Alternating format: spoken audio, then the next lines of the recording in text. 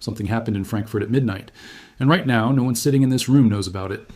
The CEOs of Europe's largest banks held an emergency meeting. The topic? Survival.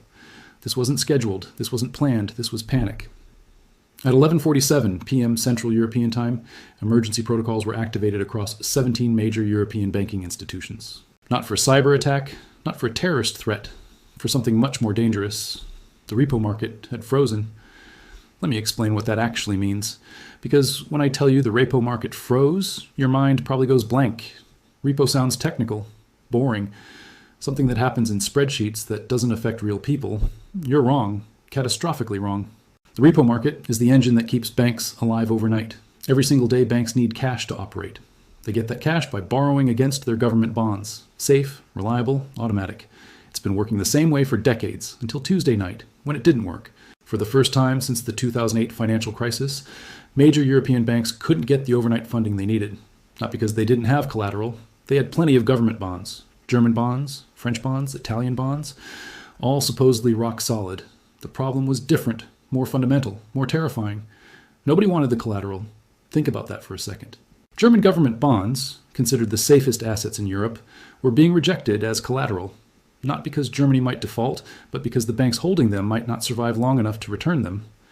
This is where things stop making sense if you trust the headlines, if you believe what central bankers are saying publicly, if you think the European banking system is stable. Because on the surface, everything looks fine. Bank stocks aren't crashing. There are no runs on deposits, no emergency press conferences. The European Central Bank is maintaining that everything is under control. But behind closed doors, in conference rooms you'll never see, a different conversation is happening. The conversation started 3 weeks ago, when Italian bond yields spiked to levels not seen since the Eurozone crisis of 2012.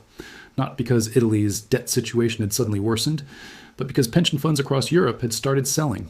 Quietly, systematically, without announcement. These aren't speculative investors. These aren't hedge funds betting against Europe. These are institutions responsible for millions of retirees' future payments, the most conservative money managers on earth. And they were dumping European government debt. Why? Because they'd run the numbers. They'd seen what happens when inflation stays elevated while economic growth stagnates. They'd studied what happened to British pension funds in 2022, when bond prices collapsed and nearly destroyed the entire UK retirement system. They learned the lesson. European pension managers decided they wouldn't wait for the crisis to hit. They'd get out early, before the panic, before the headlines, before everyone else realized what was happening. But getting out early had consequences. When pension funds sell government bonds, banks have to buy them. That's how the system works. Banks act as market makers, providing liquidity, keeping markets functioning. Except European banks were already stretched thin, their balance sheets loaded with government debt they'd accumulated during years of ECB quantitative easing. Adding more bonds meant taking on more risk they couldn't afford. So they started demanding higher repo rates, higher collateral requirements, shorter lending periods, making it harder and more expensive for other banks to get overnight funding.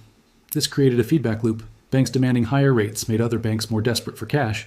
Desperate banks were willing to pay those higher rates, which made the first group of banks even more suspicious. If your competitor is willing to pay premium rates for overnight cash, what do they know that you don't? What stress are they under that they're not admitting? How desperate are they really? Trust began to evaporate, bank by bank, transaction by transaction, until Tuesday night when it disappeared entirely. The European Central Bank noticed first. Their overnight monitoring systems started flashing red around 10 p.m. Repo volumes had collapsed by 73% compared to normal levels. The few transactions that were happening were at penalty rates. Emergency calls went out, not to politicians, not to regulators, to the banks themselves. The first call reached Deutsche Bank's risk management team at 11:15 p.m. The message was simple: we have a problem. The second call went to BNP Paribas in Paris. The third to UniCredit in Milan.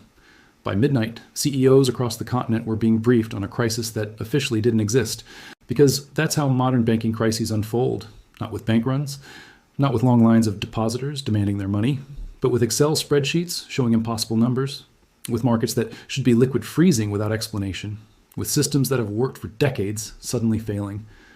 The emergency meeting in Frankfurt wasn't about finding solutions. It was about buying time. Time to figure out which institutions were genuinely in trouble and which were just caught in the panic. Time to coordinate responses without triggering public alarm.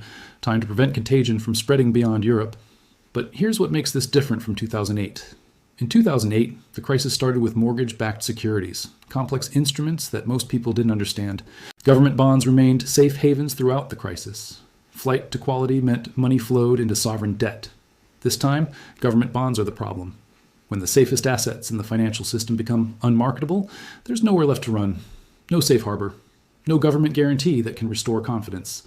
The European Central Bank faces an impossible choice. Raise interest rates to defend the currency and restore confidence in government bonds, which would bankrupt already struggling banks. Or cut rates and inject more liquidity, which would accelerate inflation and further undermine government debt. Either path leads to economic devastation. Higher rates trigger bank failures and recession. Lower rates trigger currency collapse and hyperinflation. They've chosen a third option. Pretend everything is normal while desperately managing the crisis behind the scenes. Increase repo operations without admitting there's a repo crisis. Provide emergency lending without calling it emergency lending. Support the bond market without acknowledging the bond market is broken. It's a strategy that worked in 2012 during the Eurozone crisis. Mario Draghi's famous "whatever it takes" speech calmed markets and bought time for structural reforms. But this crisis is different. In 2012, the problem was fiscal. Government spending had gotten out of control in peripheral European countries. The solution was austerity and structural adjustment. Now the problem is monetary. 15 years of ultra-low interest rates and quantitative easing have created asset bubbles throughout the financial system. Government debt, corporate bonds, real estate, equity markets, everything is overvalued relative to economic fundamentals. You can't solve a monetary crisis with more monetary policy. You can't fix bubbles by creating bigger bubbles. You can't restore confidence by printing more of the currency that's losing credibility. Yet that's exactly what European policymakers are attempting, because the alternative is admitting that 15 years of emergency policies created more problems than they solved, that the system requires a fundamental reset, that the current economic model is unsustainable. Political leaders can't admit that. Central bankers can't admit that. Bank CEOs can't admit that. So instead, they meet in emergency sessions at midnight. They coordinate responses. They manage the crisis day by day, hoping something changes before the system breaks entirely. Meanwhile, the smart money is moving, not dramatically, not visibly, but systematically. European family offices have increased their allocations to U.S. assets by 31% in the past 6 months. Private banks are recommending currency diversification to their wealthiest clients. Sovereign wealth funds are reducing their exposure to European government bonds. They're not panicking. They're not predicting imminent collapse. They're just acknowledging mathematical reality. When debt grows faster than the economy indefinitely, the debt becomes unpayable. When central banks monetize unpayable debt, the currency loses value. When currencies lose value, wealth flows to alternatives. The process can take years, decades even. But the direction is clear. The trajectory is set. The mathematics are inescapable. European banks understand this. That's why they stopped lending to each other Tuesday night. Not because of immediate solvency concerns, because of long-term structural problems that have no political solution. The emergency meeting in Frankfurt ended at 3:17 a.m. No public announcement was made. No press release issued. The official position remains that European banks are well capitalized and the financial system is stable. But the actions tell a different story. Repo rates are being subsidized through emergency facilities. Bond purchases are being accelerated through expanded asset purchase programs. Liquidity requirements are being quietly relaxed through temporary exemptions. These aren't the actions of policymakers confident in system stability. These are the actions of crisis managers buying time while fundamental problems remain unresolved. The crisis isn't over, it's just beginning. And the next phase won't be confined to repo markets and emergency meetings. It will be visible to everyone, measurable in currency movements, bond yields, and bank stock prices. When that happens, when the crisis becomes public, the European Central Bank will face the same impossible choice every central bank faces in the final stages of a debt crisis: default or inflate, economic collapse or currency collapse, immediate catastrophe or slow-motion devastation. History suggests they'll choose inflation. They always choose inflation.